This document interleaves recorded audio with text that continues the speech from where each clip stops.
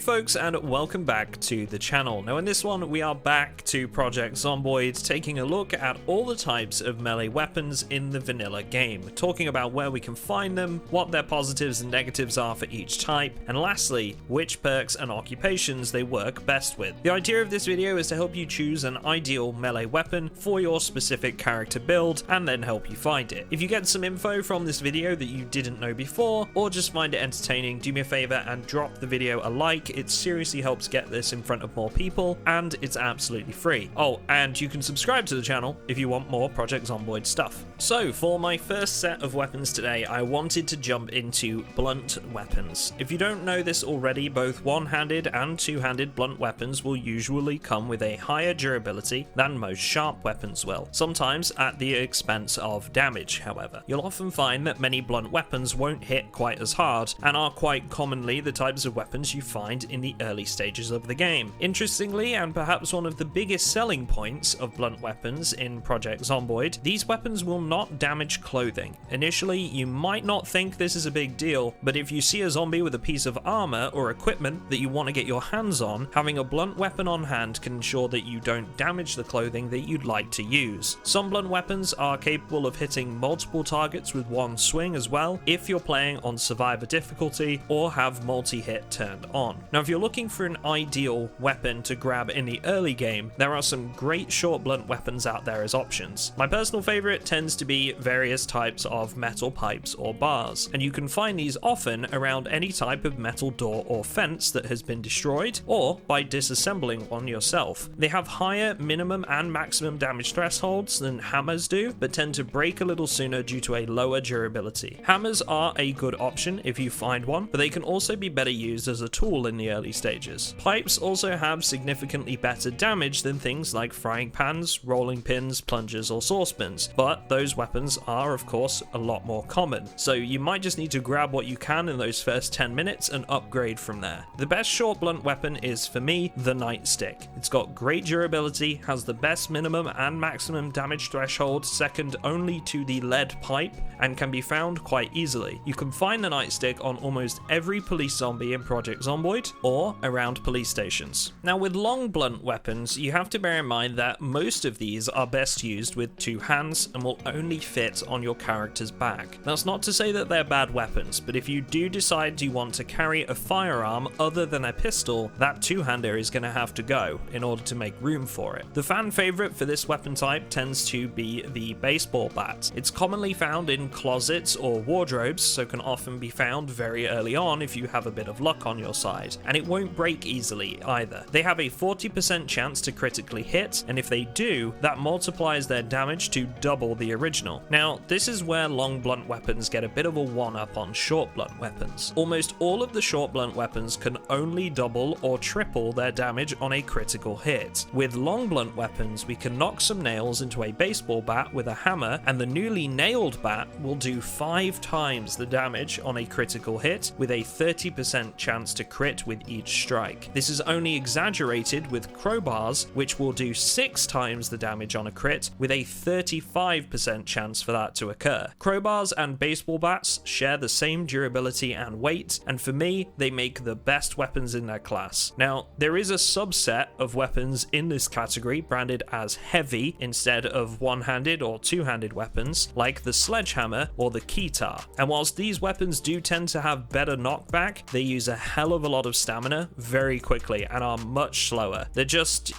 not worth it. You'll be overwhelmed quickly in an extended fight. So that brings us to the last thing for the blunt weapons. Let's take a look at which occupations and perks tend to work best with these weapon types. Now, one of the most commonly picked classes that have bonuses for blunt weapons is the carpenter. Carpenters gain a 75% XP gain bonus with short weapons, not long blunt weapons. So do keep that in mind. It won't transfer to things like baseball bats. The repairman and the mechanic occupations also gain the same bonus. The best option for short blunt weapons, however, is the construction worker, who gains a whopping 3 levels in this weapon type, where the other classes previously mentioned only get 1 level. And on top of all that, they gain a 125% increased XP bonus with short blunt weaponry. There are no perks that can be chosen to give bonuses in short blunt weapons, but when it comes to long blunt weaponry, there's is no occupation that provides benefits. The only option is to take the baseball player perk for 1 level in long blunt and a 75% increased XP bonus, or you can take brawler for 6 points that does the same for both axes and long blunt. Next up, we're taking a look at blades. Now, we'll start with these short blades and then move to the long blades second. The first thing you need to know about short blades, these include both items like the meat cleaver that I would consider your quote-unquote true short blade weapons, and then a subclass of weapons called stab weapons, and these are items like knives. The meat cleaver makes for a pretty good early game weapon choice if you can find one. They have a similar durability to things like wrenches and hammers. One of the big selling points of the knife subclass for short blades is that their ability to instantly kill zombies under the right conditions. The first way to do this is with the assassination animation, and if you can get close enough to a zombie with a knife, you'll see that your character's hand will raise slightly. Now when this happens, you can press left click and you'll complete a short animation and instantly kill the zombie. This can be incredibly useful if a zombie hasn't seen you yet. The other way this can be done is thanks to most knives having an incredibly high critical strike damage. The lower quality stabbing weapons will have as much as 10 times the damage on a critical hit, whereas most reliable knives like the hunting knife will have 3 times the damage on a critical hit. The downside here is that knives have a very low chance to actually crit, and the low end knives will only have about 5 or 10% chance to crit, but you will find this is significantly higher on the better knives. Again, let's take the hunting knife here, which has a 50% chance to critically hit, so this item becomes a lot more reliable and is probably the best option available to you when it comes to stabbing items. You can find the hunting knife at most gun stores, army surplus stores, sometimes on the bodies of zombies, or just regular hunting supply locations. The stabbing short blades make for fast, lightweight secondary weapons that can be useful in certain situations, and I generally carry one for when I'm sneaking around. Just remember that if you do complete an execution move, that sometimes your knife can get stuck in the zombie and you might just need to check that it's not been left behind. So moving on from short blades, let's take a look at the long blades. Now, these are one of my all-time favorites in Project Zomboid, and whilst the vanilla version of the game currently only has 2 of these weapons available, you'll find that there are many mods out there that add more to the game for this reason. Personally, I'm a big fan of the bushcraft weapons mods, so check those out if you get a minute and you want a bit more variety in your life. The 2 available in the vanilla game are the machete and the famous katana. Now, the katana is an incredibly rare weapon that is most often found on the corpses of zombies, but if you find it, it's easily the best melee weapon in the vanilla game. Where most weapons tend to hit between a damage value of 0.5 and 3, depending on whether it's one-handed or two-handed, the katana is guaranteed to do 8 damage with every single hit. This makes it a powerhouse of a weapon, to the point where if you find one, I'd only recommend using it for groups. You want to get the absolute most out of this weapon, so use something else if it's just 1 or 2 zombies. Obviously, just keep in mind that this weapon can only go on your character's back slot by default, and the katana has a 30% chance to crit with 6 times the damage. Next is the machete, which is still an incredibly good weapon to have, and whilst it's pretty slow for a one-handed weapon in comparison to some available, it still hits for between 2 and 3 damage with a 20% chance to crit and to do 5 times the damage. Again, these can often be found on zombies, especially ones that you'll find dressed up as survivors that you can find out on the roads. Otherwise, it's those army surplus and weapon stores again that will give you the best chance of finding one. Okay, so let's look at those occupations and perks again for both short and long blades. Now, if short blades are your interest, the cook occupation will give you a 75% increased XP gain with short blades and 1 level of XP to start. Doctor and burger flipper will give you the same as well. Now, if you prefer not to take one of these occupations, the hunter traits will provide you with the same benefits for short blades as these occupations will. However, it does cost 8 points. You get some pretty nice bonuses for other stuff though, so something to keep in mind. There are no perks that complement long blades nor occupations, so if you're looking at getting into this weapon, I strongly suggest fast learner. This will at least mean that you're gaining an increased rate of XP for your main weapon type.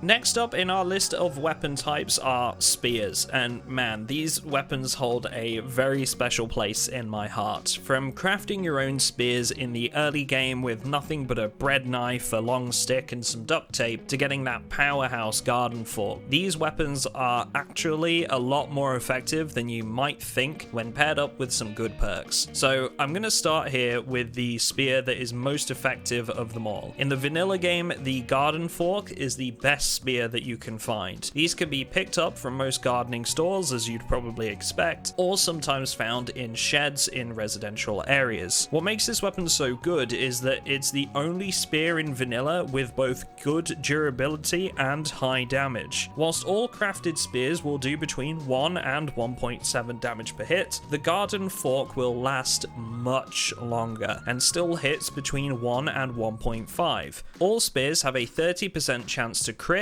except for the umbrella, which I'd never recommend, and does a whopping 10 times the damage on a critical strike. Spears are the only other weapon capable of an instant kill execution move next to the knives. This will stop your character from moving, but instantly impale a zombie's head, causing an instant kill, and this is why I love them so much. Spears also come with a charge ability, which you can use with a sprint to impale your target for an instant kill. You can use left alt to sprint when the spear is in your hand, and you'll spot a new animation after a few moments showing that your character is ready to pounce. Keep in mind here that this action automatically triggers when you're in range of a zombie, and no other button presses or clicks are required, so be careful and try not to miss or you'll be overwhelmed very, very quickly. Handcrafting of spears in the early stages of the game can be incredibly powerful, but keep in mind that they will break quickly, so you'll likely need more than one at a time to make them work. Now, as your maintenance skill increases, these spears become more reliable and break less often. The best types of crafted spears come from attaching either a hunting knife or a machete to a spear. So if you're just looking for something to use in the short term, basically any stabbing weapon can be attached to a spear, but again, it will break relatively fast. There are no occupations or traits that can be chosen to back up your skills in spears, so again, fast learner will be a great one here for us to take, but I'd also recommend anything that increases your maintenance level. Repairman is the best choice for this, giving you 2 levels in maintenance and a 100% XP gain in maintenance. This is going to mean that you're leveling what makes your spears more durable, meaning less of that painful grind where you're having to go through crappy durability spears at an alarming rate. Now, last but certainly not least on our list of Project Zomboid melee weapons are axes, a fan favorite for many Project Zomboid veterans and the weapon of choice for firefighters and lumberjacks alike. I will admit that whilst axes do have incredibly good durability in almost all cases and a reliable amount of damage, I do usually like to make sure I've kept a few if I've got building projects planned, especially on multiplayer. It can be really difficult to get hold of enough axes for chopping down trees. There are some mods that help get around this, like Axes Reforged, that will allow you to take the heads from axes and place them on other shafts made by hand, and with all that said though, there's no denying how powerful they can actually be. The best weapon when it comes to axes might actually surprise you. It's not the traditional firefighter axe, it's the pickaxe. The pickaxe is the same weight as the firefighter axe, but has an additional 0.2 minimum and maximum damage. It's equally as effective at breaking doors down, has a longer range, and has both a higher chance to crit, which is 25% compared to the firefighter axe's 20%, and higher crit damage, which is 9 times the damage as opposed to 5 times the damage on a firefighter axe. The pickaxe, however, is arguably much harder to find. You'll have to scour warehouses to find this weapon, whereas the firefighter axe, which is still an incredibly good weapon, can be found at nearly every fire station or in garages and sheds of residential buildings. There is also a hand axe in Project Zomboid that makes for a great one-handed option, and currently it is the only one-handed axe in the vanilla game, but again, several mods add more options in this category. So with regards to occupations and perks, I had already mentioned that firefighters are a good one here, but let's get into some more detail. Firefighters gain a 75% XP bonus for all actions with an axe that warrant a gain in XP, so they make a great choice if you want to use them as your main weapon. The park ranger gains the same bonus along with with a few perks focused around base building and survival. However, if that's your only concern and you're not bothered about the other benefits, the Lumberjack class is the real powerhouse here. They gain 2 levels in axes, where the Firefighter gains just the 1, and a 100% bonus in all XP with axes. On top of that, they get the Axeman trait, giving them a faster axe swing and the added bonus of being more effective at chopping down trees. Aside from that, the Brawler makes a good optional perk, giving you another level in axes and long blunt weapons for 6 points, as well as a 75% XP bonus. Now that's it from me in this one, guys. Hopefully you picked up something useful with regards to the various weapons of Project Zomboid, and if there's anything I missed, please feel free to share your knowledge in the comments. We're all about getting as much info to other players as possible. Lastly, if you're interested, our Patreon server has just started its fresh wipe, so if you've been thinking about joining, it's a great time to come and play with us. There's a link in the description to my Patreon, and as always, a very special thank you to those that are already supporting the Patreon. Take care, folks, and I will see you all in the next one.